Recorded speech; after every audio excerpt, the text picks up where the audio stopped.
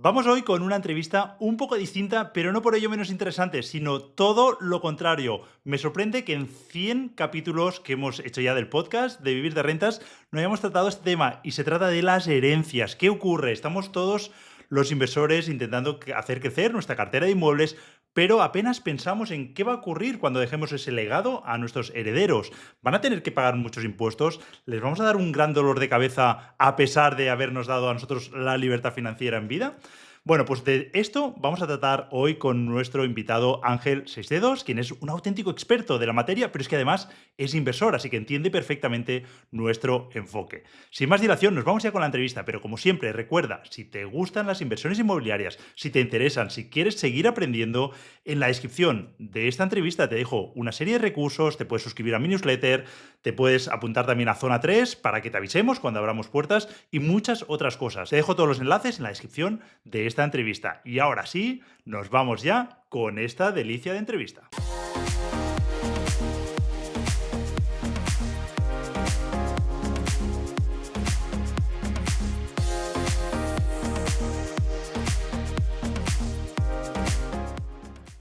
Hola a todos, bienvenidos, bienvenidas a una nueva entrevista del podcast de Ir de Rentas. Y hoy tenemos el honor y el placer de tener con nosotros a Ángel Seisdedos. Bienvenido, Ángel. Muchas gracias, Germán. ¿Qué tal? Es un placer tenerte por aquí, además con un tema un poco distinto, aunque lo vamos a encarar relacionándolo con el sector de las inversiones inmobiliarias. Pero bueno, primero que nada, para poner en contexto que la gente te conozca, cuéntanos un poquito, ¿quién es Ángel? Ostras, eso de, mira que soy oyente del podcast, tío, pero presentarte a ti mismo es algo de las cosas más complicadas que hay, a mi parecer, ¿no? A ver, yo primero me considero padre, persona, también soy abogado, me gusta mucho la inversión inmobiliaria. Generalmente es donde suelo tener más de mi capital, ahora hablemos de eso. Pero sobre todo soy un culo inquieto, como diría mi madre, ¿no? Una persona que no para de moverse, que no para de darle vueltas a situaciones e intenta hackear el sistema un poco y encontrar una forma de mejorar algo que se venía haciendo de una cierta manera o que no se venía haciendo, encontrando esos huecos en el sistema, ¿no? Lo hacía de pequeño, con ciertas habilidades y de mayo pues lo he seguido haciendo a mi buena forma, a la forma que yo entendí que tenía que hacerlo, ¿no? Entonces, básicamente, un culo inquieto me podía describir, hermano. Muy bien, has hablado que eres inversor, pero no solo Ujú. eso. Vamos a primero a lo de inversor. Cuéntanos un poquito, ¿cómo empezaste en este mundo de la inversión inmobiliaria y cómo has llegado a ser el inversor que eres hoy? Vale, realmente cuando yo empecé, porque teníamos unos ahorros en casa y le dije a mi mujer, mira, digo, Esto se lo está tragando la inflación, te hablo de varios años atrás, no algo de la inflación que se viene escuchando de 3 años desde el COVID para acá, ¿no? Hablo de mucho más atrás. Le dije a mi mujer, mira, tenemos aquí unos ahorros, digo, mira, si lo metemos en el SP500, nos olvidamos y vamos así, vamos tirando, vamos aportando, tal. Digo, pero realmente no podemos apalancarnos.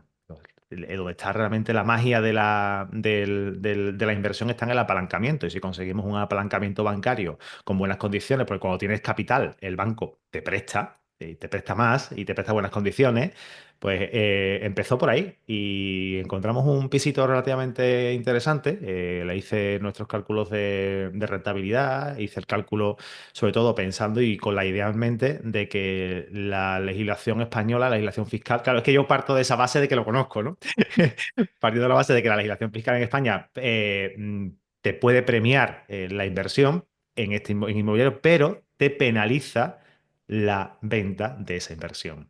Entonces, buscando un inmueble que fuera interesante en la compra, pensando en su futura revalorización, no solamente en esa plusvalía o en ese flujo de caja que me pudiera dejar diferencia del pago de la hipoteca al pago de la renta, menos los gastos derivados de la actividad. Pues encontramos un pisito, lo compramos y volvimos a repetir el flujo porque, bueno, mi mujer estaba muy tranquila. Pues el inquilino empezó a pagar el primer día, estuvo vacío prácticamente un mes únicamente porque fue el tiempo que se fue un inquilino. Dije, mira, pues voy ahí yo, le pego 2 manos de pintura y bueno, lo que tiene es la mentalidad de pobre, ¿no? Pensar que uno va a ahorrar dinero y al final perdiste la diferencia entre lo que mandar un equipo de profesionales que te lo arreglen y que te lo pinten. Bueno, pues tú sabes, esa fue mi carrera. Y bueno.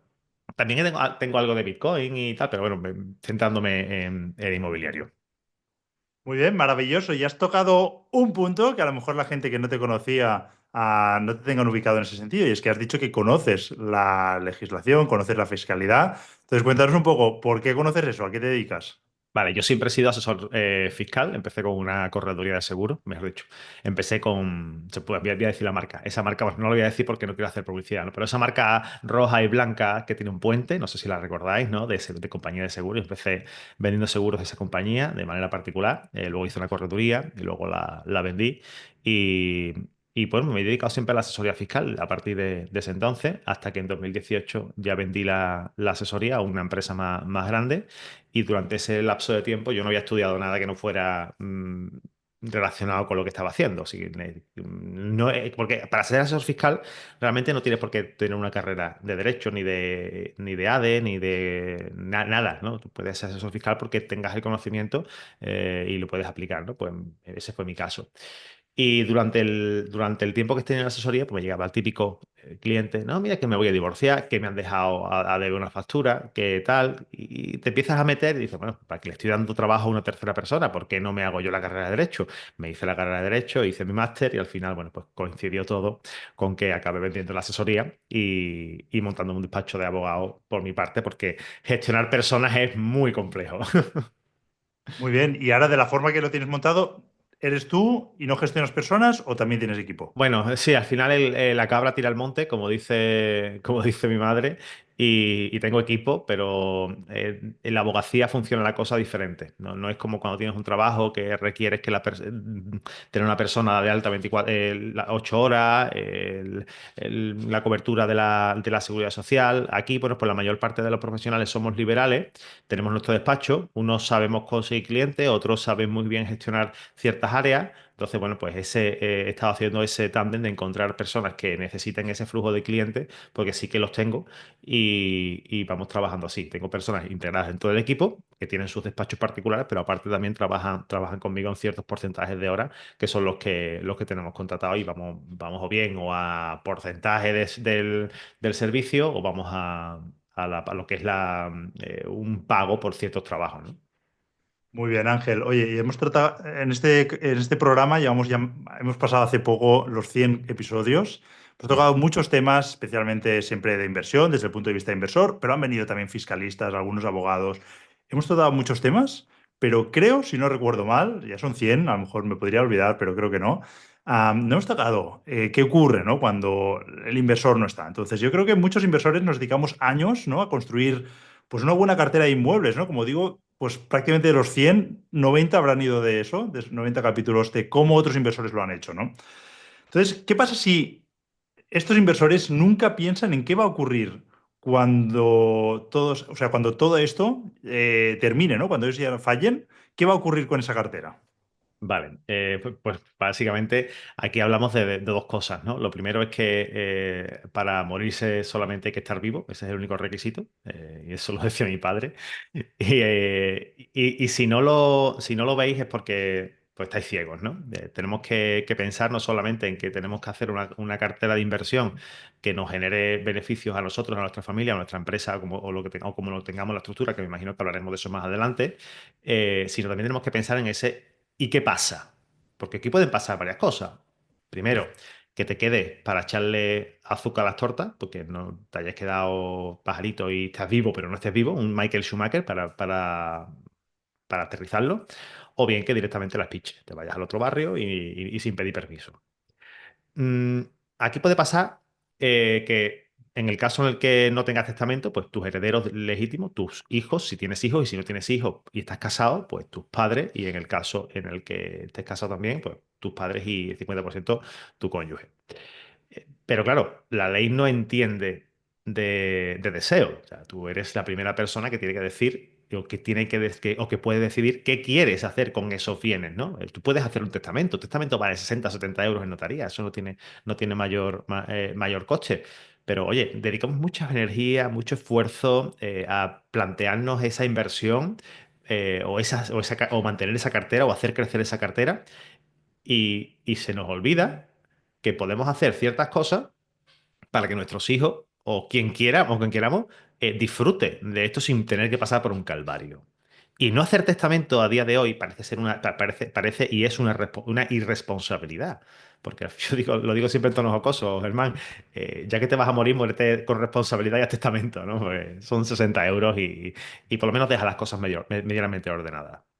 Súper interesante. Volvemos a recapitular. Has pasado rápidamente por alto, pero seguramente gente que nos escucha no sabrán cómo funciona. ¿Qué ocurre si fallecemos, tenemos activos, entre ellos pues inmuebles, ¿no? Y no hay testamento. Vamos a poner, ¿quién se queda con eso? ¿En qué porcentaje? ¿Cómo se decide eso? Vale, si no tenemos testamento, he pasado muy rápido por ahí, tienes razón. Si no tenemos testamento y estamos en el régimen común, digamos, no estamos ni en Cataluña ni estamos en el País Vasco, ¿vale? Ni en Navarra, estamos hablando de todo el territorio nacional, España, el, el 100% de nuestra propiedad, de lo que tengamos a nuestro título particular, pasa a nuestros hijos a partes iguales.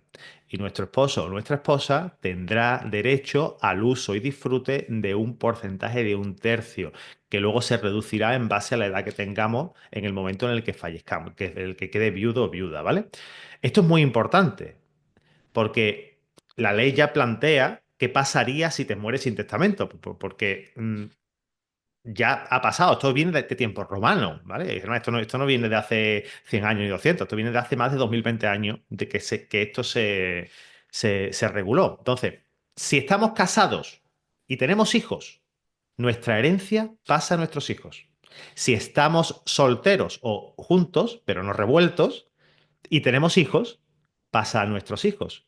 Nuestra pareja en este caso no tendría nada.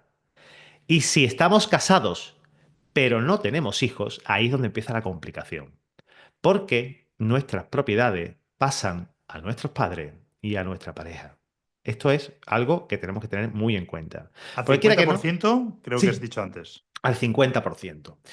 Tenemos que pensar que, incluso, ¿verdad? Vamos a ponernos a pensar, porque ahora yo me estoy dando cuenta de que hay multitud de parejas o personas que empiezan a convivir, y nos habrá pasado más de uno, y mantienen una relación pseudo matrimonio, ¿no? O sea, aquí somos como marido y mujer, ¿vale? Pero no existe ni un documento, no existe nada, ¿no?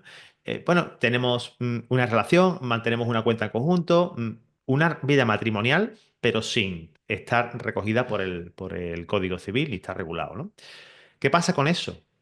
Ella o él no sería heredero. Él o ella no tendría derecho a esa pensión de viudedad que te puede quedar por haber fallecido y haber dejado un pseudo cónyuge. Eso no se refleja. E incluso con parejas de hecho, cuidado, porque hay mucha gente que me dice, no, yo no creo en el matrimonio, yo me he hecho pareja de hecho porque, bueno, es igual. No, no es igual, ¿eh? Cuando existen dos figuras para hacer algo similar, no es lo mismo. ¿Por qué iba a existir dos figuras para regular una misma unión? O sea, no tiene sentido. Tú te puedes casar por la iglesia porque seas creyente o te puedes casar en el ayuntamiento porque te casas de manera civil o en el juzgado o incluso en notaría, que ya se puede hacer así. En la pareja, de hecho, no se asemeja al matrimonio, no es lo mismo. Con lo cual, mucho cuidado porque hay muchas comunidades autónomas en las que las parejas, de hecho, ni por asomo tienen los derechos que tienen los cónyuges. Así que, hacéroslo ver. Y si tenéis que pasar por vicaría, oye, sinceramente, os va a costar, notaría os va a costar 200 euros. Y a notaría y lo arregláis, porque os va a quitar muchos dolores de cabeza y sobre todo vais a dejar las cosas mucho mejor para vuestra pareja, que cuidado, es para mí, y me gustaría hablar de esto más adelante, Germán, creo que es la persona a la que tenemos que dejarle casi todos nuestros bienes y derechos. Porque es la única persona a la que podemos elegir. Es la única persona con la que compartimos vida, si lo pensamos así, ¿eh? Es la única persona con la que compartimos vida que podemos decirle, oye, estás aquí porque yo quiero y porque tú quieres. Porque tus padres pueden ser de puta madre o tus padres pueden ser unos cabrones. Tus hijos, igual. Tus hermanos, lo mismo. Pero están ahí porque te ha tocado. Pero tu pareja la has elegido tú. Y tu pareja te ha elegido a ti. Entonces, tenemos que tener eso en cuenta a la hora de hacer testamento, porque muchos premiamos a nuestros hijos dejando a un lado a nuestras parejas. Y eso es una putada. Muy bien. Información súper valiosa, además valiente ahí mojándote.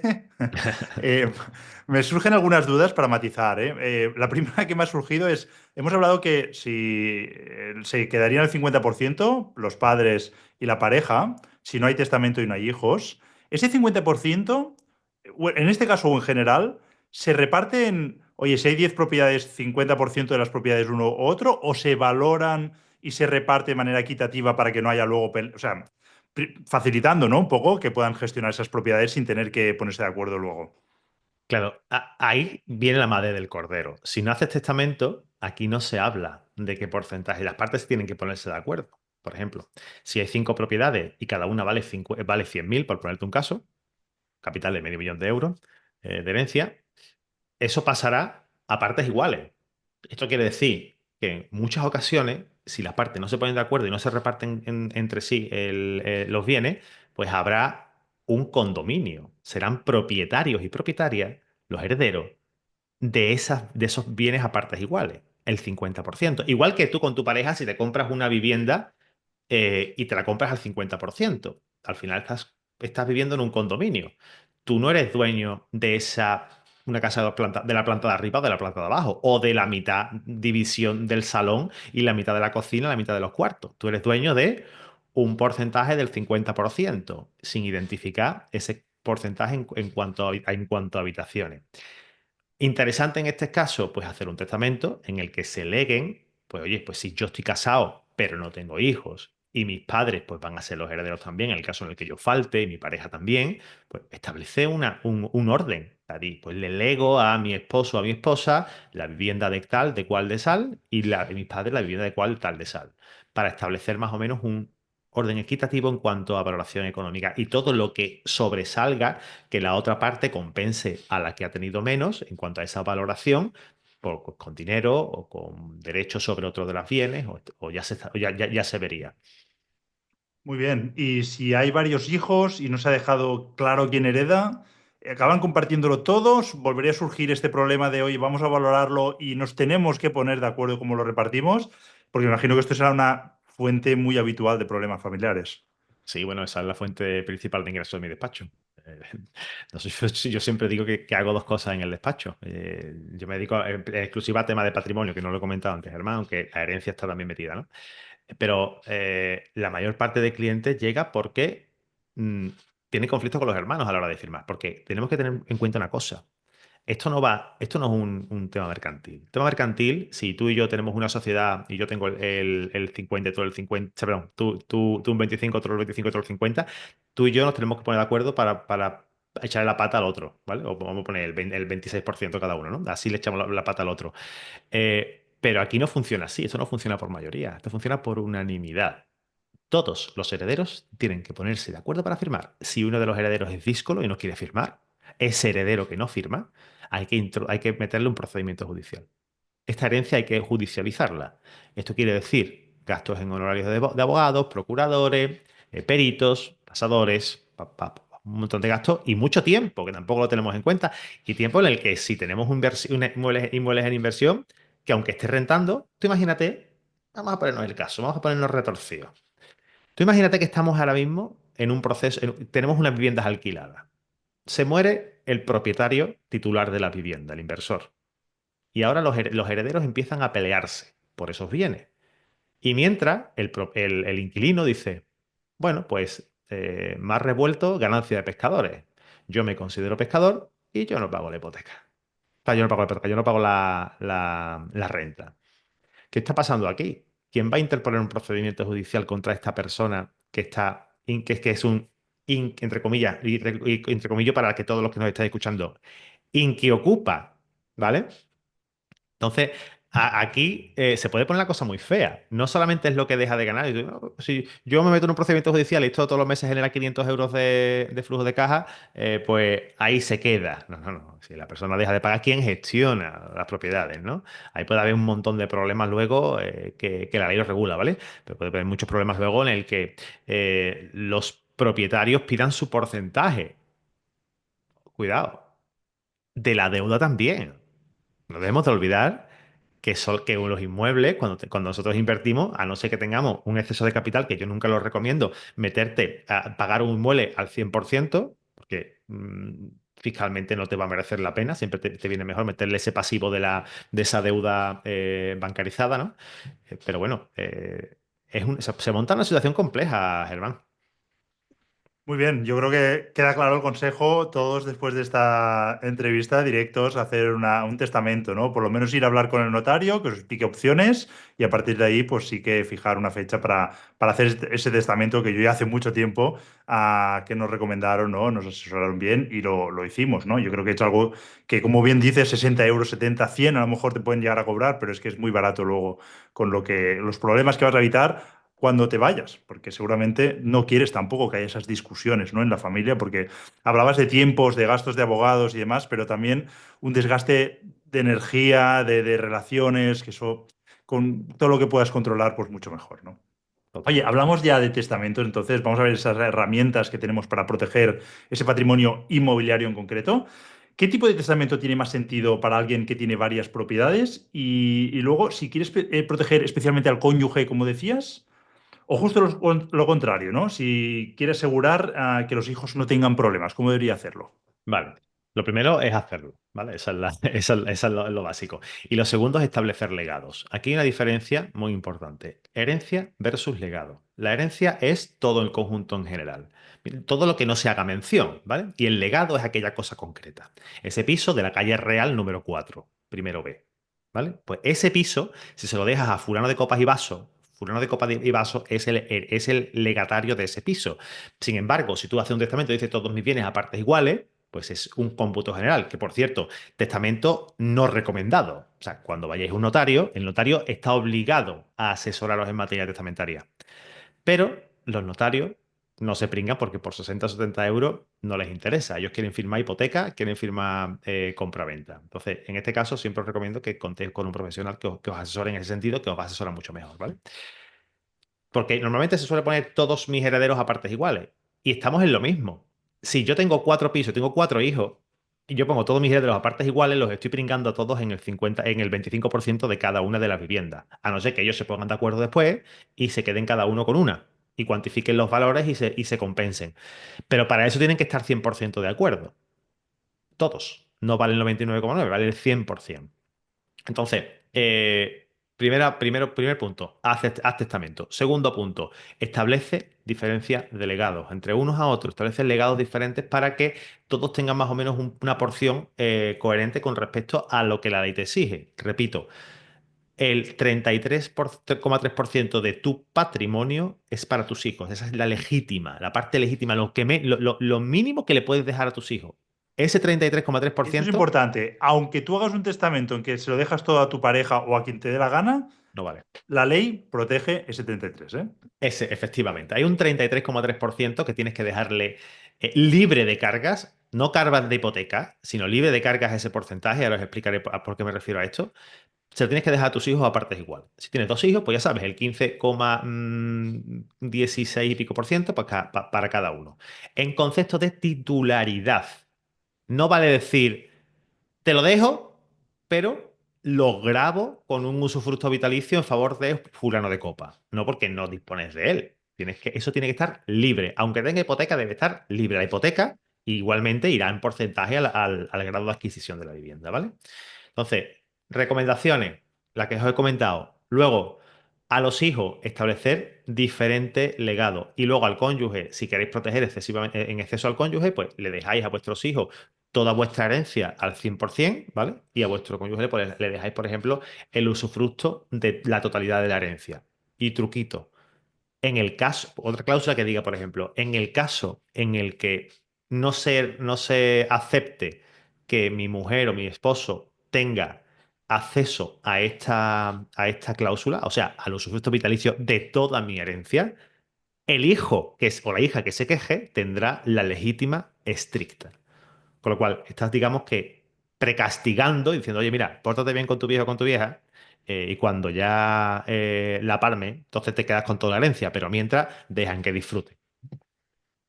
Muy bien. Habrás visto de todo, casos de todo tipo. También la gente que nos escuche, habrá gente que tendrán buena relación, verán que sus hijos, pues más o menos son coherentes, centrados, pero habrá de todo, ¿no? Y hoy pueden estar coherentes, centrados, mañana no, con lo cual la vida da muchas vueltas, Son entiendo. las juntiñas, Germán. Al final, la mayor parte de los problemas que vienen relativos a las herencias son el novio o la novia, el esposo o la esposa, o una pequeña rencilla que hubieran tenido con los hermanos y por qué tu hermano va a tener el piso de la playa que vale 110 y a ti te han dejado el piso de la sierra que vale 100. Oye, te están engañando, y al final te envenenan y acabas pues metiéndote en un conflicto de no firmar, acabas en abogado, que, oye, que a nosotros nos viene bien, ¿no? Pero siempre prefiero la previsión antes que un pleito. Disculpa que interrumpa la entrevista en el mejor momento. Te voy a robar solo 10 segundos, pero son 10 segundos que podrían cambiar tu vida. Y es que tenemos un club de inversores al que llamamos Zona 3, en el que vas a encontrar infinita formación sobre todas las modalidades de inversión, vas a encontrar todos los recursos y herramientas que te puedas imaginar y también una magnífica comunidad con más de 2.000 inversores en la que nos ayudamos unos a otros. Yo también estoy allí como uno más. Si quieres pertenecer a este club de inversores, te voy a dejar el enlace por aquí abajo o te puedes ir directamente a zona3.club y dejar tu mail por allí, porque el club solo abre 2 veces al año durante 7 días y durante esos 7 días es una auténtica fiesta, es una auténtica locura. Muchos inversores deciden formar parte de este club, así que si tú quieres ser uno de ellos y recibir toda la información cuando abramos puertas con todas las novedades que habremos preparado para ti, sin duda debes dejar el mail en zona3.club. De nuevo te dejo el enlace por aquí abajo. Y ahora sí, disculpa por interrumpirte, seguimos con la entrevista de hoy. Muy bien, sí, sí. Una persona que está divorciada debería preocuparse por si, por ejemplo, su ex podría terminar gestionando sus bienes en caso de fallecer, por ejemplo, si hay hijos menores. Totalmente, vamos, pero de entrada. Para empezar, si habéis hecho testamento y estabais casados, rehacer un testamento cada vez que haya un cambio significativo en vuestra vida o en vuestra situación patrimonial. En el caso de que tengáis sociedades, por ejemplo, y tal, también las mencionáis en el testamento. Y si estáis casados y os divorciáis y tenéis hijos menores, tenéis que poner una persona que administre los bienes del menor. ¿Por qué? Pues porque al final vuestra expareja, como madre o padre del menor, podrá hacer uso y el que quiera, ¿no? Realmente, de los bienes, ¿no? Puede gestionar todo el patrimonio. A ver, que no se los puede quedar. Pero sí hay casos en los que yo estoy gestionando actualmente, en el que una madre falleció el padre y, bueno, rehizo su vida, se ha ido con un chaval muchísimo más joven que ella, en este caso en concreto, y le ha comprado un Mercedes, tal, y todo vendiendo propiedades que estaban a nombre de su hija. Y su hija sigue siendo, bueno, su hija ha cumplido ahora la mayoría de edad y es cuando me ha contratado para preguntar por lo que ha pasado con su herencia. Y se le ha permitido. ¿Vale? Que luego tiene también una responsabilidad penal detrás, ya, pero la responsabilidad penal es que vaya a entrar a la cárcel, no que vaya a resarcir y vaya a devolver el dinero que le ha quitado a su hija, que era de su padre, ¿no? Entonces, mucho cuidado con eso y aunque exista buena relación, también hay que tenerlo en cuenta, porque en muchas ocasiones, aunque si fallece joven, puede rehacer su vida y puede putear a los hijos y hay que pensarlo. Muy bien, seguro que muchas de las personas que nos escuchan se les habrá venido la idea de que quizá tiene sentido pues, crear una sociedad para agrupar esos inmuebles, ¿no? Me gustaría preguntarte si eso puede facilitar las cosas a los herederos o si por lo contrario, pues incluso lo puede complicar. Depende. Esto como todo un derecho, depende. Claro, una sociedad es muy atractivo, ¿vale? Pero luego nos ponemos a pensar primero en el acceso a la financiación para invertir. Lógicamente a una sociedad no le dan el 80 o el 90% de una hipoteca o el 100% incluso en algunos casos, ¿no? Creo que están dando en torno al 60 al 70%. No sé, tú la experiencia que tienes, Germán, como creo que sí, ¿no? Sí, al 60 es lo habitual, Es lo incluso algún habitual. 70 he escuchado por ahí. Vale, pues un 60% no es lo mismo que un 80%, con lo cual ahí el ratio de apalancamiento lo estamos bajando y no nos interesaría, ¿no? En cuanto a inversión. Pero ¿qué pasa si nosotros tenemos ya una cartera establecida a título particular y luego montamos una sociedad para aportar esos bienes como capital social? Oye, podría ser una opción. Oye, yo ya me planto, no quiero seguir invirtiendo, aunque eso creo que no le pasa a ningún inversor inmobiliario, te lo puedo decir ya, porque el gusanillo una vez que te pica no deja de picarte. Vamos a pensar que nos hemos apalancado, o sea, nos hemos quedado ya donde estábamos, ¿no? Y decimos, venga, pues ahora que tenemos tal, vamos a montar una sociedad y vamos a meter los bienes en la sociedad. Cuando los herederos le toque heredar, no van a heredar la vivienda de la calle tal o de la calle cual. Van a heredar participaciones sociales de la empresa X. ¿Por qué? Pues porque aunque nosotros pensemos que la gestión y la administración de los bienes la tenemos nosotros, la sociedad no somos nosotros. Nosotros somos los socios de la sociedad. Igual que si te mueres y tienes acciones de cualquier entidad financiera.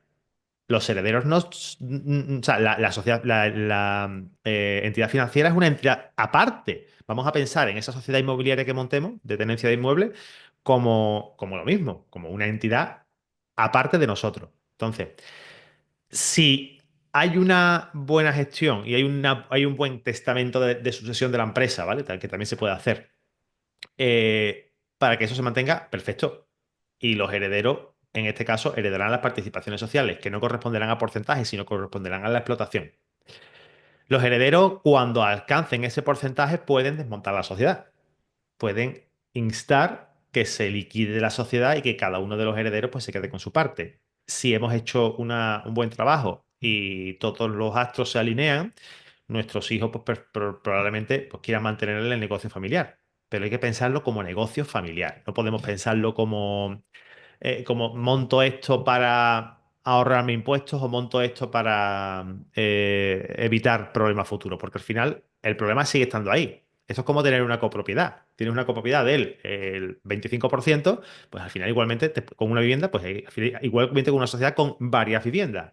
Con lo cual al final el desajuste puede ser mayor. Pero todo dependerá de la estructura que tú quieras montar y teniendo en cuenta lo que hemos hablado, que sepas que los herederos pues tengan esa formación y ese conocimiento de cara a la futura explotación. Perfecto. Oye, y las patrimoniales y holdings, que también se habla mucho últimamente, Ujú, pueden, bueno, no sé si puedes explicar de manera breve qué son exactamente, tanto uno ujú. como la otra, y si pueden ayudarnos también a proteger este legado. Vale, aquí tenemos que establecer diferentes cosas. Lo primero, una sociedad patrimonial, pero una sociedad, ¿vale? La que solemos conocer, cualquier sociedad del taller de la esquina, es una sociedad con objeto mercantil. ¿Eso qué quiere decir? Que está creada para establecer y para generar para hacer un trabajo a título mercantil, una actividad una actividad mercantil, de ventas o lo que sea. Luego están las sociedades patrimoniales, que son las de tenencia de inmuebles o tenencia de acciones o tenencia de participaciones. O sea, son vehículos con los que se puede invertir, que se montan a través de sociedades para evitar una vinculación con la persona física, aunque exista una vinculación porque el dueño, al final, en porcentaje, pues será la persona que decida, el que tiene que tener ese porcentaje de la sociedad. Y luego tenemos la sociedad de holding, ¿vale? Las sociedades de holding, que se han puesto muy de moda ahora y ven muchos vídeos de TikTok por ahí explicando qué es la panacea. Mucho cuidado, porque tampoco es tanto. Y tienes que tener en cuenta que una sociedad holding es una sociedad que tiene participaciones de otras sociedades. O sea, digamos que yo tengo una sociedad en la que no tengo actividad, solamente la actividad de la inversión, ¿vale? De tener otras sociedades dentro. Esa sociedad no estoy yo como socio. En esa sociedad estarán, perdón, en esa sociedad serán dueñas de otras sociedades. Que esas sociedades, a su vez, van a invertir. O sea, digamos que va a pasar todo a la holding, pero tiene que haber diferentes. A ver cómo lo explico. Es que es complicado de explicar sin gráficos, ¿vale? La actividad principal de la sociedad holding es la tenencia y la gestión de participaciones sociales de otra sociedad, ¿vale? Partiendo de esa base, ¿vale? Esto al final, hablamos de que en España el impuesto de sociedades es el 25%. Vamos a plantarnos el 25%. ¿Por qué es interesante? Pues porque hay opción de obtener evitar la doble imposición interna. Y esto quiere decir que los dividendos que percibamos y las plusvalías que percibamos por la transmisión de estas participaciones sociales van a estar exentas en el 95%. Ya nos estamos ahorrando un pico. Lo que estamos haciendo es tener una sociedad que instrumente a las otras sociedades para invertir. Pero esto yo solo lo recomiendo cuando exista o bien tengas participaciones sociales de una empresa que muy probablemente acabe en exit, ¿vale? En salida con una liquidación importante, porque luego para tener propiedades yo optaba por o bien una patrimonial o bien a título particular. Lo malo que si tienes una actividad personal y también tienes una actividad inmobiliaria, por ejemplo, pues a título de IRPF, todas las rentas que se deriven de eso, pues te van a afectar en ese 47%, por ejemplo, ¿no? Pero no hay otra solución que montar una sociedad. Sociedad sí que es verdad que te vas al 25%, pero tenemos que tener muy, muy en cuenta que tiene que ser una sociedad patrimonial, ¿vale? De mantenimiento y tenencia de inmuebles. Vale, sí. Y además también, por si alguien nos escucha y ya tiene una sociedad de por sí, porque tiene otra actividad, ahí sí que podría tener sentido incluso para no tener que Claro. sacar el dinero para invertir a título particular, montar esa estructura holding, ¿no? Para ese dinero reinvertirlo a través de otra sociedad, ¿no? Claro, es que hacerlo así sin un caso concreto es más complejo, porque claro, si tú tienes una actividad o tú ya eres empresario y tienes varias sociedades, pues oye, mira, ¿por qué no montamos una y ya montamos una estructura que las englobe todas? Vale, pero si yo soy un inversor que, por ejemplo, tengo trabajo como director en X entidad y cobro 200.000 euros al año, bueno, pues de ahí yo invierto a título particular. Claro. ¿Me interesa tener una sociedad? Pues lo mismo no, o lo mismo sí, depende también de la renta que tengas, ¿no? Hay que ver el caso concreto. Esto Caso es algo concreto que yo creo siempre. que hemos debatido mucho. Siempre es el depende ese, ¿no? Que abrías tú antes. Pero sí que yo en el caso de un empresario que ya genera ingresos, que quiere invertir y que es muy nefasto desde el punto de vista de fiscalidad, sacar ese dinero que ya ha tributado otra Claro. vez de la sociedad y volver a tributar, ahí sí que tiene sentido, ¿no? Montar esa estructura para invertir el dinero sin tener que tributar de nuevo, ¿no? Claro. Pero sobre todo que el dinero no salga de tu actividad como particular, sino que salga de la actividad Por mercantil. Porque supuesto, a eso entonces me refería, ¿no? no tiene sentido que a título particular yo aporte cada año 100.000 euros a una sociedad que va a reír, que va a invertir. No tiene, porque al final, verás, fiscalmente no te va a interesar. Mm. Muy bien. Oye, cuando hablamos de seguros de vida, ¿sirve el típico seguro vinculado a la hipoteca o es recomendable tener algo más? Siempre algo más. Yo recomiendo a todos mis clientes que tengan al menos 3 años, 5 años de su capital, de lo que es, pero de su capital, de su renta. Si tú ganas 10.000, perdón, 10.000, 100.000 al año, pues calcúlale 300, 400.000 euros de un seguro de vida, aparte del de la hipoteca, porque la hipoteca te va a liberar la hipoteca, pero no le va a dejar liquidez a tu familia para hacer cargo, o sea, hacerse cargo de todos los gastos que tiene, porque tienes que pensar una cosa, cuando fallecemos, las cuentas quedan congeladas, nosotros no podemos cargar en la cuenta, en teoría no podemos cargar nada, por blanqueo de capitales no podemos hacerlo, primero tenemos que liberar eso, ¿y cómo tenemos que liberarlo? Pagando el impuesto de sucesiones.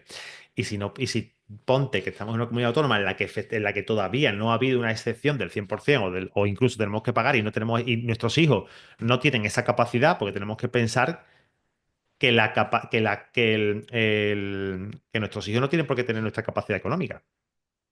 Nuestros hijos pueden trabajar en el McDonald's, por decirte una marca o un sitio. Y nosotros si generamos 100.000, eso no se hereda. O sea, se hereda lo que tú dejas. Y lo que tú dejas se queda bloqueado. Y si nosotros accedemos a la cuenta de una persona fallecida y sacamos dinero, podemos estar cometiendo un delito penal, o sea, un tipo penal, que es el delito de apropiación indebida, que tiene penas de prisión. Entonces, mucho cuidado. Y el seguro de vida te cubre de eso. Y aquí, Germán, te voy a dar un truquito, porque yo sé que tú tienes seguro de vida, y quiero que lo revises, ¿vale? Y también tú que estás detrás de los auriculares, mira, en tu seguro de vida revisa si tienes puestos tus herederos legales o tienes puesto a las personas concretas. ¿Por qué? Porque un truquito, este truco es que es brutal, ¿eh? Eh, si tú pones a tus herederos legales, primero tiene que abrirse la sucesión. ¿Esto qué quiere decir? Tienes que morirte, vale. Tienen que pasar 15 días para que se emita el certificado de función, vale. Tienes que esperar a que te llegue el certificado de últimas voluntades y de seguro. 2, 3 meses están tardando últimamente. Tienes que aceptar y adjudicarte la herencia y entonces tendrás acceso al seguro de vida. Si tienes puesto a tus herederos legales. Ahora, si tienes puesto María Pérez Gómez y tus hijos debajo, ¿vale? Nombre y apellido de cada uno, te mueres, ¿vale? Cumples el requisito. Certificado de función, 15 días. Última voluntad y seguro, 2, 3 meses. Acceso al seguro. O sea que adelantas muchísimo más el plazo. Y cada heredero puede acceder a su herencia, a su seguro de vida, justo previo a acceder a la herencia. De esa manera, con ese dinero se puede pagar todos los gastos derivados de la sucesión. Notaría, registros, impuestos, plusvalías, abogados también, si queréis meternos en esto. Bueno, o incluso el parking de la zona azul de la notaría si os da la gana. Muy bien, pues grandísimo consejo y de hecho tiene sentido un poco que funcione así, ¿no? El tema de las herencias, hasta que no se determina quién va a ser el que va a heredar, pues que no se pueda tocar ese dinero, pero en cambio el seguro, oye, si ya tiene nombre y apellidos, pues que Claro. esa persona pueda disponer de ese dinero. Muy bien, oye, has tocado antes la diferencia entre pues, Cataluña, creo que has dicho también País Vasco y Navarra, creo que Ujú. también ambos. Sí. Em, a diferencia del resto del Estado, ¿no? Pero la forma de casarse, ¿no? Que entiendo que también puede estar afectando a eso, es lo que diferencia en parte estas comunidades. Te quería preguntar si es mejor tener las propiedades en gananciales o bajo separación de bienes y qué ventajas y riesgos tiene cada régimen para un inversor. Vale. A ver, la separación de bienes siempre es interesante cuando exista algún tipo de riesgo, ¿no? Y entiendo que la inversión pues, conlleva un riesgo.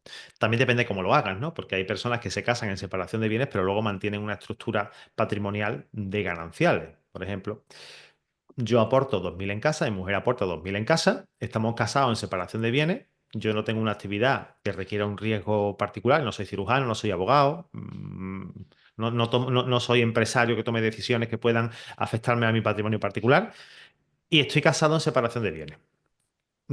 Tenemos una vivienda y nos la compramos los dos al 50%. Claro, no tiene mucho sentido hacer una separación de bienes así. ¿Por qué? Porque al final respondéis al 50%. ¿Vale? Sí que es cierto que en caso en el que te equivoques o tengas algún tipo de accidente, ¿vale? Con el coche, atropelles a alguien, le quites la vida y tal, y tengas una responsabilidad penal y una responsabilidad civil derivada de ese accidente, en ese caso sí te merece la pena haber estado en separación de bienes, porque como mucho podrán ejecutar ese 50% tuyo, no ese otro 50% de tu esposa o tu esposo. Ahí sí tiene sentido. Esto llevémoslo a cualquier área, eso es aplicable así. Cataluña, por ejemplo, mantiene la separación de bienes desde el momento en el que se haga el matrimonio. Eso bien, algunos lo sabréis, ¿no? En algunas comunidades autónomas eso también se hace así, pero normalmente todo el mundo se casa en el régimen común por el régimen de gananciales, pero sí, de gananciales. Y la diferencia es esa. O sea, yo me centraría ahí, Germán. Yo tengo una actividad mercantil, una actividad profesional que tiene un posible riesgo. Me caso en separación de bienes. ¿Por qué? Porque en caso en el que me puedan ejecutar, me ejecuten únicamente lo que me pertenece a mí y no lo que le pertenece a mi esposa. Muy Esa bien, pues sería queda la claro. base. Queda claro. Oye, y me estoy imaginando si estás en medio de una operación, ¿no? Pues de flipping house, de comprar, reformar y vender o cualquier otro tipo de inversión inmobiliaria y alguien fallece, ¿no? ¿Qué ocurre? ¿Quién gestiona esa operación en medio, que estaba a medias? Vale, flipping house, comprar, reformar, vender, ¿vale? Partimos de la base. Si estoy en la fase de comprar, ¿vale? Y tengo, por ejemplo, un contrato de arras firmado, pues en este caso, los herederos tendrían que ser responsables de lo civil, de la parte civil que su padre o su madre hubiera hecho, ¿no? O sea, si el padre o la madre hubiera firmado ese contrato de arras, pues los hijos o bien lo continúan o bien no lo continúan y la pena de las arras penitenciales, pues se la pagarían o se quedaría, depende cómo lo hayáis planteado en el contrato, cómo se haya planteado en el contrato. Si ya se ha comprado, se ha escriturado, se ha inscrito en el registro y está en pendiente de ejecución de obra, pues la obra la tienen que pagar los herederos. Aunque yo no haya firmado el contrato de la reforma, pero los herederos son los responsables del pago. Y si me encuentro en esa fase de venta, pues es una putada, porque los herederos no pueden vender hasta no declarar, o sea, hasta no quedarse con la vivienda, con lo cual pagaría esa transmisión. No tiene mucho gasto porque no generas apenas plusvalía, porque si lo compras y cuánto tiempo tardas en una flipping house, 4, 5, 6 meses, 8 meses, 10, 12, no suelen tardar mucho más que eso, a menos las que yo he estado gestionando, ¿no? Y quizá cuanto menos mejor, ¿no? Porque más rápido recuperamos la inversión, ¿no? Y las ganancias. Pero si estamos en esa fase, los herederos tienen que adjudicarse ese inmueble, con lo cual pagas plusvalía y pagas registro de la propiedad. Incrementas el coste de la operación y quizás ya no te es tan rentable. Y luego ya son propietarios y pueden venderlo, ¿o no? Ya dependerá de lo que hayan gestionado. Pero esas son, digamos, las diferentes fases. Muy bien, y si nos vamos a la parte de alquiler, si se tienen varias viviendas alquiladas, alguien fallece, ¿no? ¿Quién se va a encargar de cobrar, gestionar y resolver incidencias en ese momento? Y si se puede dejar esto ya previsto de alguna forma. Vale, en este caso los herederos son los responsables tanto de lo bueno como de lo malo, ¿vale? Primero tienen que aceptar la herencia, no vale callarse la boca y esperar, tampoco vale cambiar las cuentas bancarias, hay que iniciar todo el procedimiento de sucesión.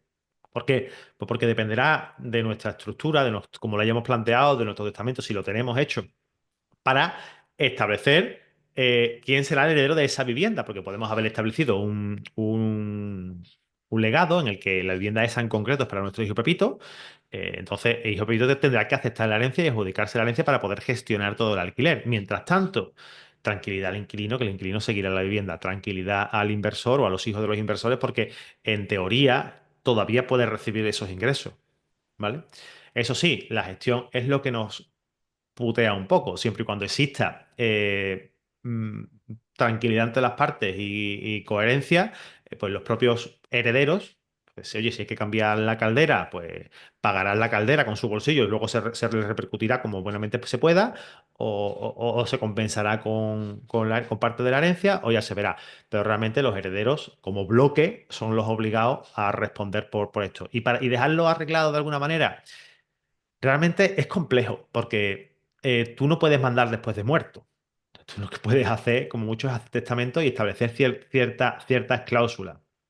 Sí, también es cierto de que podías a lo mejor establecer en el testamento que las inversiones, o sea, que la gestión de las inversiones la llevara fulano de copa, y si no lo hiciera, pues tendría una penalización. Siempre eso sí lo puedes hacer.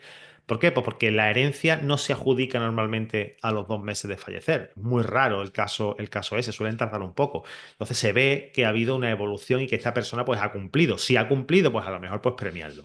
Nuestro hijo mayor, que veamos que tiene más interés, nuestro esposo, nuestra esposa, que vemos que también está implicado en las inversiones. Creo que son figuras esenciales en estos casos. Muy bien, oye, pues súper interesantes estos tips. Yo creo que hemos tocado bastantes temas. Vamos a hacer alguna pregunta más, porque hay un par de temas que creo que también seguro la gente que nos está escuchando, pues le pueden dar vueltas. Hablabas antes un poco de cómo pues, muchas familias que acaban pues, peleadas, ¿no? Por las herencias. No sé si hay alguna fórmula más, aparte de las que has comentado, para evitar esos conflictos entre hermanos, entre hijos, pareja del fallecido, etcétera. Sí, sin duda. Hay una figura que es poco conocida, al menos por la gente de a pie. Sí que es muy conocida por figuras que tienen capacidad económica importante. Normalmente, sí, no sé, por ejemplo, no sé si recordáis que hace cosa de un año falleció el dueño de Mango, en un accidente de alpinismo, ¿no? De alpinismo, sí, sí. Nombró un albacea. La figura del albacea es una figura que para las personas que tienen capital siempre la suelen poner. Esa persona que se encarga de toda la gestión de la herencia hasta dársela a los herederos, ¿no? Y luego está otra figura más potente todavía, que es el contador partidor, que tú lo puedes nombrar en tu testamento ya. Tú puedes decir, mira, yo estoy de contador partidor y de albacea en muchísimos testamentos, ¿no? En el que tú directamente me nombras a mí como tu albacea contador partidor. Y esta figura lo que hace es que en caso de conflicto, ¿vale? Entre las partes, si no se reparte la herencia en el plazo de 6 meses, digamos que toma el control. Y dice, vamos a ver, señores, no se ponen ustedes de acuerdo. ¿En qué no se ponen ustedes de acuerdo? No, porque yo creo que la casa vale 100. Bueno, pues como yo soy el contador partido y el albacea, voy a contratar un tasador y voy a contratar un tal. Y hace el cuaderno particional. El cuaderno particional, ¿qué es lo que es? Esto es la escritura de la herencia. ¿Quién se queda con qué? El albacea, contador partidor, analiza el testamento y, como tiene conocimiento jurídico, lo que hace es que aplica lo que ha querido poner el testador y lo plasma en ese cuaderno y lo firma, quieran los herederos o no quieran los herederos. Esa es una manera de evitarte conflicto. De esa forma, te asegura 100% que no va a haber ningún tipo de procedimiento judicial, porque es la única manera que tú puedes poner. De hecho, es que yo no puedo poner en mi testamento, aunque lo puedo poner, pero es un brindis al sol, ¿no? Deseo que mis hijos no judicialicen la herencia. Puedes hacerlo también, podías hacer lo mismo que hemos hablado de la pareja antes, ¿no? Dijimos, oye, ¿puedo poner que no se judicialice la herencia? Sí. Y en el caso en el que alguno de mis hijos judicialice la herencia, se quedará con la legítima estricta. Oye, es otro castigo, ¿no? Es una fórmula también de evitar ese conflicto, pero no lo elimina al 100%. El contador partidor sí que lo eliminaría. Muy bien. ¿Y este contador partidor, este albacea, esto es muy caro para la gente que se esté planteando, ostras, pues esto puede resolver los problemas? No, verán, es mucho más barato que un procedimiento judicial, siempre, porque bueno, al final cobras por tu gestión. Al final, ¿cuánto puedes cobrar por un cuaderno particional? Dependerá del porcentaje de bienes que tengas y del importe de la totalidad de la herencia, ¿no? Pero tú puedes nombrar a una persona en concreto o directamente nombrar a alguien del colegio de abogados. Hombre, siempre te recomiendo nombrar a alguien en concreto porque perdón, el colegio de notario, porque esa persona se tiene cierta confianza con ella, ¿no? Son personas, a lo mejor el abogado que te ha hecho testamento o tal, son personas que luego te van a cuidar a la hora de llevar tu procedimiento, tu asunto, porque, como te he dicho, aunque esté en el testamento no es heredero. Y aunque esté en el testamento, no tiene por qué ser llamado. Será llamado si en el plazo de X tiempo no se arregla la herencia, ¿no? Pues oye, súper interesante, además descubriendo nuevas figuras que seguro que a la audiencia le vienen bien. Cada uno de los que nos escuche pues tendrá una situación distinta y además durante la vida pues eso puede ir evolucionando, así que está bien que esta información pues podáis refrescarla. Hay otro punto y es el tema de las donaciones, ¿no? No sé si tiene sentido hacer donaciones en vida o es mejor esperar a la herencia y cómo afecta esto a nivel fiscal, que creo que es la parte más decisoria, ¿no? Sí. Este tema lo trato muy en profundidad en mi libro, que recientemente, creo que tú lo tienes, ¿no? Lo tengo, lo tengo. Lo tienes por ahí, ¿no? Vale, pero espero que ese libro, cuidado, Germán, espero que ese libro se quede en tu biblioteca, que sé que tienes una biblioteca exclusiva. De Que hecho, es- no se ve, pero es justo la estantería que hay ahí, los que vean en va- YouTube, la que está encima de ahí, esa es la que tengo exclusiva, que se mantiene para mis hijos. en herencia. Pues espero que mi libro vaya ahí porque les vendrá bien a tus futuros nietos, ¿no? Bueno, no, a lo que ya fuera de broma, a lo que iba. Cuando hablamos de lo. Uy, se me ha ido ahora mismo, Germán. Claro, te preguntaba las donaciones Las en vida, donaciones. si era mejor donaciones en vida o en herencia, ¿no? Y el A- efecto que tenía fiscal. Aquí hablamos de. Bueno, fiscalmente prácticamente es lo mismo, ¿vale? Porque, salvo porcentajes pequeños, una donación en vida siempre te va a tener prácticamente el mismo coste que una herencia. La única diferencia es que nosotros podemos jugar con ese impuesto. O sea, cuando nos morimos, nuestros hijos pagarán el impuesto de sucesiones y donaciones que corresponda en base a la masa hereditaria que vayan a heredar. Pero nosotros podemos jugar con eso, porque hay comunidades autónomas que tienen condiciones leoninas en cuanto al impuesto de sucesiones y a lo mejor, ponte, vamos a poner un caso, Andalucía está exenta hasta 1 millón de euros por heredero, pagas cero por 1 millón de euros por heredero. Pero si le dono a mi hijo un piso de 100.000 euros, pago el 1%. Son condiciones, un 1% no tiene apenas repercusión en 100.000 euros, ¿no?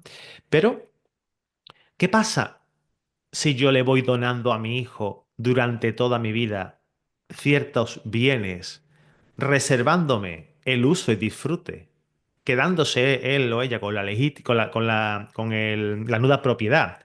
Y cuando fallecemos, hemos licuado prácticamente esa parte de gravamen importante del impuesto de sucesiones porque nos hemos ahorrado una pasta.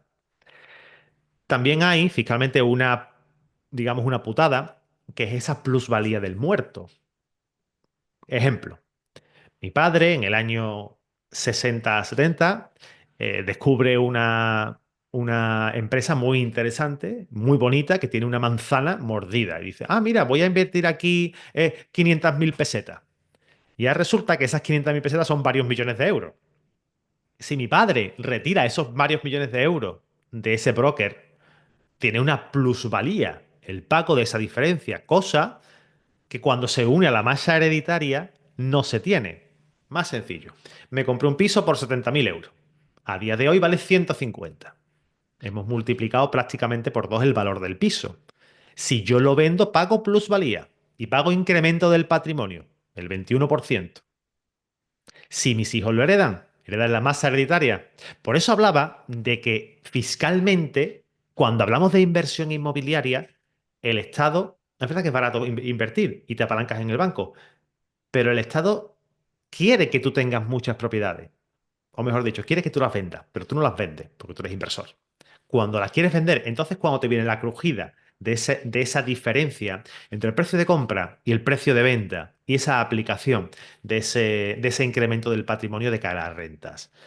Por eso es interesante herramientas como el flipping, que aún así también tienen ese incremento, pero como no llega a incrementarse tanto, porque cuando siempre hablamos los inversores inmobiliarios, ¿no? El verdadero beneficio no está en la renta, está en la venta, ¿no?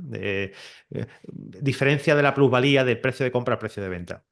Entonces, yo plantearía las donaciones en vida para licuar ese porcentaje, esa masa hereditaria, bajarla lo máximo posible hasta lo mínimo exento ir dando poquito a poco. De esa manera nos vamos a ahorrar mucho impuestos, pero también tenemos que hacer mucho cálculo para evitar que se nos vaya por el camino ese incremento del patrimonio que luego nos afectaría en la renta del siguiente año.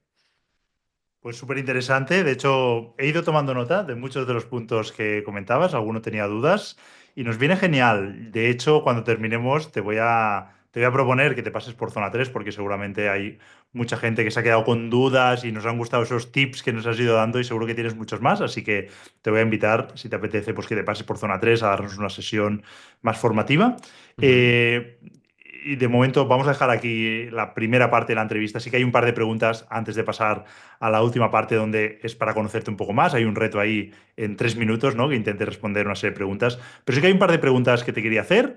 La primera es, ¿por qué inviertes? Es complicada. Esa pregunta, tío, yo te lo estaba diciendo. Escucho el podcast, pero esta pregunta la haces y nunca me había planteado. Y de hecho, cuando supe que iba a venir, tampoco me la he planteado, ¿eh? No la he llegado a pensar. Pero yo creo que invierto por lo mismo que emprendo, por sentir la libertad, por saber que no dependo de un tercero, aunque realmente sí lo hagas por los alquileres, ¿no? Pero no dependo de un tercero para conseguir cierta libertad. Para saber que no dependo de un sueldo y no saber y no necesito buscar un cliente nuevo para poder pagar facturas, ¿no? Creo que ahí está eso. Y también para que no nos vamos a engañar, ¿no? Por ese chute de emoción que te da esa caza, esa llamada de ese API que me hace el de la corbata verde que me llama y dice, Ángel, tío, antes de subirlo, tengo una cosa que te va a gustar. Hostia, cabrón, eso que me pone tanto, creo que es parte de eso. Y porque luego, cuando vas a verlo, a veces ni los veo, ¿no? Venga, sí, dale para adelante, que te lo firmo, que voy para allá, me paso esta tarde tú está bien para mí, ¿no? No, yo lo veo de puta madre. Venga, pues voy para allá y te firmo directamente le vamos a contraofertar, le pago tal. Eso me gusta. Y luego ya la parte notaría, el registro y tal. Y la renta, vale, sí, pero esa primera parte, hermano, yo no sé si te pasa a ti lo mismo. Sí, sí, a ver, yo tengo claro por qué invierto. De hecho, a mí me gusta mucho hacerme este tipo de preguntas. Yo invierto en parte también por lo que has comentado, por la libertad que nos da. Me ha gustado ese enfoque. Ha habido una reflexión que hacía mientras hablabas. Yo comparo mucho la inversión en alquiler, que me encanta, con el flipping house, que me encanta incluso más. Y los comparo y digo que uno te da la libertad y el otro la abundancia financiera. Pero has dado un punto interesante, que me gusta y quizá lo jugaré cuando lo voy a jugar yo también. Y es que en el alquiler, en realidad, tienes esa libertad, pero dependes de un tercero, ¿eh? En el flipping house estás consiguiendo esa abundancia financiera que en algún momento, ¿no? Cuando sea suficiente ese dinero, ya no dependes de ese tercero, sobre todo si lo Claro. diversificas bien y no estás dependiendo quizá de un estado, o está un poco, bueno, pues lo puedes mover un poco más a internacionalizarlo o incluso dentro del mismo país, pues tenerlo en varios activos para no depender solo estar expuesto a uno. Pero me ha parecido interesante el punto, pero yo sí que Igual que las invierto habitaciones, ¿eh? por la libertad. ¿El qué? Igual que las habitaciones. En las habitaciones reduces el riesgo de un solo sueldo. Diversificas, sí, sí. Claro. Incrementas trabajo también, diversificas en cuanto a inquilinos. mm, ya está. Sí, sí. Pros y contras. Oye, la siguiente pregunta. ¿Dónde te ves dentro de 10 años?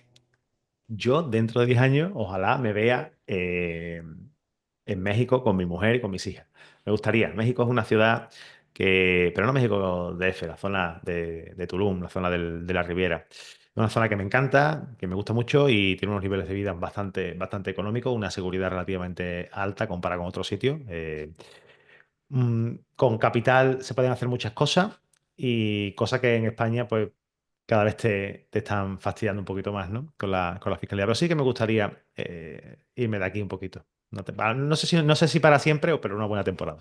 ¿Has estado por México? Es algo que ya has estado y que te Sí, conoces. sí. Veo mucha gente yéndose a República Dominicana por temas fiscales. Fiscalidad.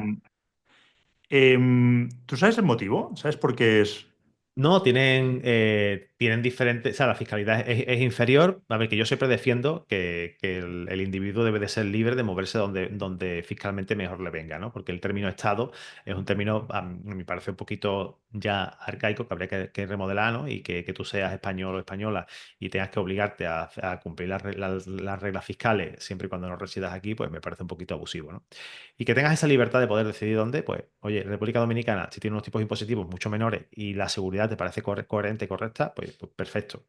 Date cuenta que no es lo mismo vivir con 1.000 euros en España que vivir con 1.000 euros en República Dominicana. Y si tienes Está claro. un negocio digital o tienes alquileres o tal, o lo que sea, bueno, y claro, alquileres donde allí, ¿no? Porque aquí, cuidado, ¿no? Porque también las inversiones te pueden arraigar a un punto, ¿no? Sí, sí, que yo sé que había algún tema fiscal, lo escuché en su momento, no recuerdo cuál era, que antes ya existía, pero no se podía aplicar realmente y ahora el gobierno de Sánchez había cambiado alguna cosa y hacía que ya se pudiese aplicar, pero ya A no ver, recuerdo qué era. sí, a ver, vea, yo te lo digo y esto está abierto y esto no es consejo esto no es consejo jurídico, un disclaimer grandísimo. Quiero que todo el mundo, pues, si lo vais a aplicar o lo vais a revisar, comprobéis las bases. Os hablo de conocimientos de gente con la que yo he estado hablando. Sé que con cierta inversión allí se puede conseguir un pasaporte. Mm, ¿Vale? Ahora hablamos de inversión y no hablamos de comprar pasaporte, que son cosas totalmente diferentes, ¿vale? sí, sí. Entonces, es cierto que si tú consigues doble pasaporte, pues entonces ya te da la posibilidad de aplicar de esas leyes fiscales que te vienen también, ¿no? Siempre y cuando residas allí y tengas allí todo tu núcleo, digamos, de núcleo económico y de vinculación, ¿no? No hablamos de familia, hablamos de que tú no tengas una vivienda en España, que la vivienda no tenga unos gastos de agua, que si los tienes porque esté alquilada, que esté declarado. Si tú tienes una vivienda en la República Dominicana y resides en República Dominicana, aunque tengas una inversión extranjera, declares tus impuestos allí, ¿vale? Ese caso sí, y eso pues tienes que hacer una pequeña inversión allí. Sí, sí. No es tan No, alta, ¿eh? hacer las cosas bien. Yo siempre recomiendo hacer las cosas bien. Gente que se Sí, va, uf, eso de montar hazlo las bien. LLC, las sociedades en Estonia, Claro. mira, oye, de verdad, lo que os hablaba, se puso tan famoso este chico de la máscara, cuidado. Sí, sí, sí. No, no, yo es algo que siempre, además, que me interesa, ¿eh? Yo le he escuchado al chico de la máscara, he escuchado muchos, pero claro, tengo ciertos conocimientos, no soy asesor fiscal, pero me ha interesado mucho y me ponía las manos en la cabeza cuando decía, recomendaba ciertas cosas y digo, ojo, que esto es ilegal. Otra cosa es que será difícil que te pillen, pero esto es ilegal, no lo estás Bueno, diciendo. difícil que te pillen, ¿no? Porque Estonia, por ejemplo, está dentro de la Unión Europea y No en el caso de comparte. Estonia, pero hablaba de cosas de NFTs y tal, y era como, Sí, bueno, las, chico, esto las es ilegal. LLC, sacar dinero, o sea, eso ahí. Lo que pasa es que él jugaba con una palabra que era ¿cómo era? La ilusión fiscal, ¿no? Y bueno, verás, una cosa es. Bueno, no voy a entrar ahí, Germán, porque, verás, me parece cuanto menos irresponsable, porque todos los que tenemos medios de comunicación o medios con cierto número de alcance, tenemos que basarnos en la responsabilidad, o sea, centrarnos la responsabilidad de lo que tenemos delante. O sea, tenemos gente que nos está escuchando y gente que no tiene conocimiento y que puede creer que esto es una asesoría o que puede creer que esto es un buen consejo. Yo simplemente os digo que en el caso en el que os encontréis, que tengáis, que pagáis muchos impuestos, o sea, hablar con alguien, con un asesor fiscal, con una persona que sepa de impuestos y que os pueda ayudar. Pero no os dejéis guiar por las soluciones sencillas propuestas por personas que no saben o que aparentemente saben, pero se ven muchos abogados en grupos en TikTok hablando sobre el caso mira, que personas con discapacidad, que creo que podríamos haber hablado perfectamente también aquí, o personas con casos de ludopatías y demás. Son muchísimos casos y casos de drogadicción, ¿no? Dependencia de sustancia. Tú perfectamente podrías dejarle la herencia a tu hijo con ese problema, pero sabes que se la va a dilapidar. ¿No? Por proteger a estas personas, ¿no?